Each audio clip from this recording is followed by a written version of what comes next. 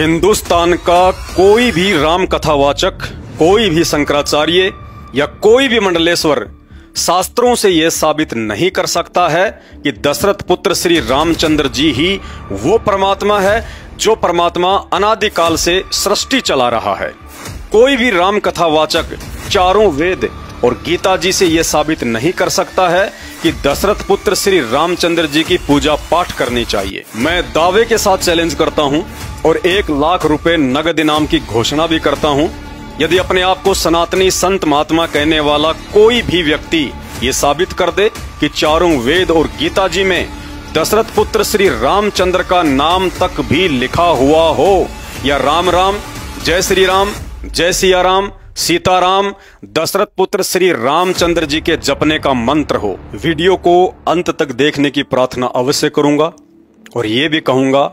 कि यह वीडियो उतना लंबा नहीं है जितना लंबा दुख आने वाले युग परिवर्तन के समय में इस वीडियो को ना देखकर आधे अधूरे भगवानों की भक्ति करते रहने के चलते आप जी भोगने वाले हैं। मैं आपके अंदर एक चेतना जागृत करना चाहता हूं कि जिस तरह गणित की पुस्तकों को पढ़े बिना आप एक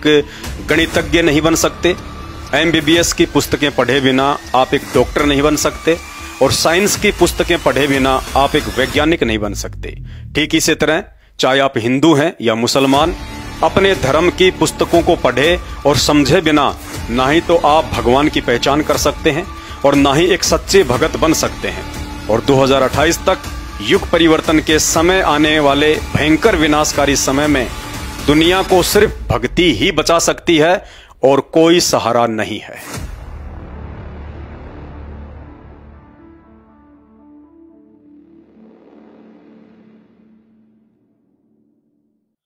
जय जगत गुरु, जय भारत। सभी सनातनी धर्म गुरुओं को परम पूज्य जगत गुरु संत श्रोमणी सतगुरु रामपाल जी परमेश्वर जी के चरणों की धूल मुझ पवन दास की तरफ से सादर प्रणाम। अब समय आ गया है आप सभी सनातनी धर्म गुरुओं की परीक्षा का। अब आप प्रमाणित जवाब देने से बच नहीं सकते। अब देश की युवा पीढ़ी ना ही तो पूर्व काल की तरह अनपढ़ है और ना ही धर्मशास्त्रों में लिखी हुई सच्चाई से अनजान है। अब उन्हीं धर्मशास्त्रों से आप लोगों से सवाल पूछे जाएंगे जिन धर्मशास्त्रों को आप बचपन से ही पढ़ते और दुनिया को पढ़ाते आ रहे हैं, और जिन धर्मशास्त्रों की आड़ में सदियों से आपके परिवार का पालन पोषण होता आ रहा है। इसलिए यदि आज शिक्षित युवा पीढ़ी के मन में उन्हीं धर्मशास्त्रों में लिखी हुई बातों को लेकर शंका या संदेह उत्पन्न होता है या मन में कोई सवाल उठता है, तो उन्हीं धर्मशास्त्रों से सबूतों के साथ उनका समाधान करना भी आप धर्मगुरुओं की ही जिम्मेदारी बनती है। मेरा जन्म एक हिंदू परिवार में हुआ है। बचपन से ही रामायण और महाभारत सुनता आ रहा हूं, लेकिन जब अपनी आंखों से रामायण को पढ़ा तो पता चला कि दशरथ पुत्र श्री रामचंद्र जी के भगवान होने के विषय में जो बातें हमें बचपन में धर्मगुरुओं या कथावाचकों से सुनने को मिलती थी और टीवी सीरियल में हम देखा करते थे, यथार्थ में वे सब बातें धर्मशास्त्रों में लिखी हुई बातों से बिल्कुल भी मेल नहीं खाती हैं। धर्मगुरु कहते हैं कि दशरथ पुत्र श्री रामचंद्र जी परमात्मा हैं, सत्यनारायण हैं। इन्होंने ही सारे ब्रह्मांडों की रचना की है और संचालन भी कर रहे हैं। इनकी मर्जी के बिना ना ही तो दुनिया चलती है और ना ही पत्ता हिलता है। श्री रामचंद्र चाहे तो कोढ़ी को काया, निर्धन को माया, बांझ को पुत्र और मृत्यु को जीवन में बदल सकते हैं। ये जब चाहें सृष्टि में प्रलय कर सकते हैं और चाहे तो पुनः उत्पत्ति भी कर सकते हैं। इनसे बढ़कर और कोई भी सर्वशक्तिमान परमात्मा सृष्टि में दूसरा नहीं है। मात्र अपने धार्मिक धंधे के लिए या फिर अपनी अज्ञानतावश हमारे धर्मगुरुओं द्वारा दशरथ पुत्र श्री रामचंद्र जी के लिए बढ़ा चढ़ाकर बोली गई इन तमाम जुबानी बातों में कितनी सच्चाई है, ये तो हमारे धर्मग्रंथ ही बता सकते हैं। तो चलिए आज उन्हीं धर्म ग्रंथों में लिखी सच्चाई को आधार बनाकर मैं सभी सनातनी धर्म गुरुओं से सवाल करता हूं,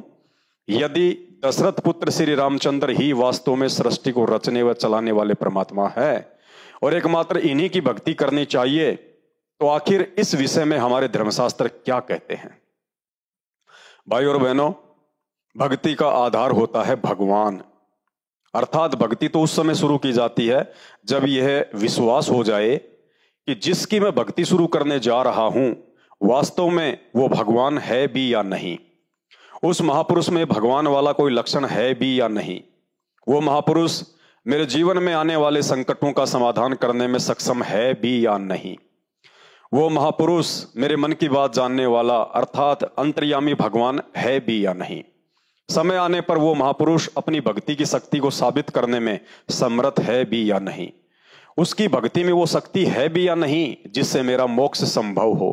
उसका जीवन चरित्र मेरे से उत्तम है या नहीं जिस पर किसी को उंगली उठाने का मौका भी ना मिले। क्योंकि पवित्र गीता जी के अनुसार यह दुर्लभ मनुष्य योनि मात्र एक पूर्ण परमात्मा की पहचान करके केवल उसी की भक्ति करके मोक्ष प्राप्ति के लिए मिलती है। इसलिए दृढ़ होकर भक्ति पर लगने से पहले यह पहचान अति आवश्यक है कि मेरा इष्ट जिसकी भक्ति में शुरू करने जा रहा हूं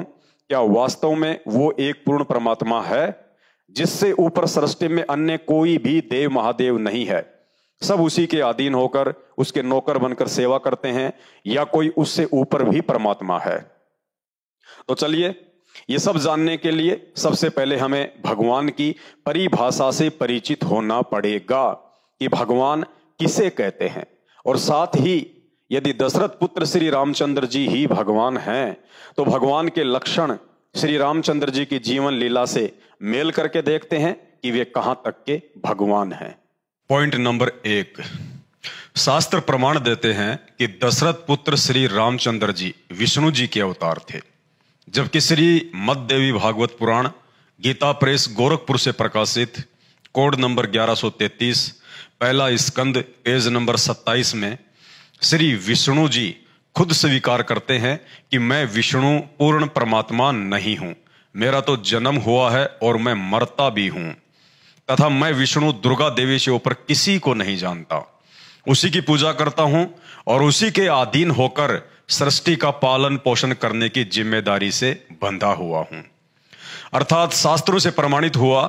कि श्री विष्णु जी भी पूर्ण परमात्मा अर्थात सृष्टि रचने और चलाने वाले एकमात्र सर्वशक्तिमान राम नहीं हैं, क्योंकि राम किसी के अधीन होकर कार्य नहीं करता और ना ही राम कभी जन्म व मृत्यु से बंधा हुआ होता है, जबकि दशरथ पुत्र श्री रामचंद्र जी तो मात्र श्री विष्णु जी की कुछ अंश शक्ति लेकर त्रेता युग में राजा दशरथ की पत्नी कौशल्या के गर्भ से जन्मे थे। राम शब्द तो मात्र उनके शरीर का नाम था, अर्थात उनकी पहचान थी, जैसे आप और हमारे शरीर के नाम होते हैं। इससे यह साबित हो जाता है कि श्री रामचंद्र जी वह समर्थ भगवान या राम नहीं है जिस राम की शक्ति से अनादिकाल से यह सृष्टि चलायमान है, जो राम जन्म मरण के चक्कर से हमेशा मुक्त होता है, जिस राम को संसार की कोई भी माता अपने गर्भ में रखने में समर्थ नहीं है। अतः यह सिद्ध होता है कि दशरथ पुत्र श्री रामचंद्र जी एक राजा के पुत्र हो सकते हैं, एक महापुरुष हो सकते हैं, श्री विष्णु जी के अवतार हो सकते हैं, परंतु वो राम अर्थात समर्थ भगवान कदापि नहीं हो सकते जिस राम की शक्ति से ये पूरी सृष्टि अनादिकाल से चल रही है। पॉइंट नंबर 2, श्री विष्णु जी का ही पूर्ण परमात्मा अर्थात राम ना होने का दूसरा प्रमाण यह है कि राम तो सृष्टि में विद्यमान सभी आत्माओं का अर्थात प्राणियों का उत्पत्ति करता होता है,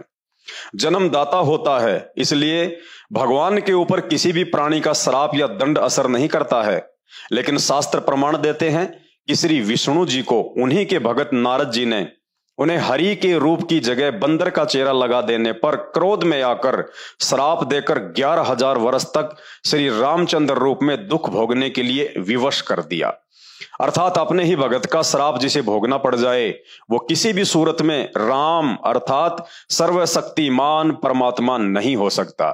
क्योंकि हमारे चारों वेद उस पूर्ण परमात्मा अर्थात राम की महिमा से युक्त हैं, जिसमें यजुर्वेद अध्याय नंबर 1 का मंत्र नंबर 15 और अध्याय नंबर 5 का मंत्र नंबर 1 बार बार यह गवाही दे रहा है कि परमात्मा घोर से घोर पापों का नाश कर देता है, परमात्मा जीव को किसी भी बंधन या श्राप से मुक्त कर देता है।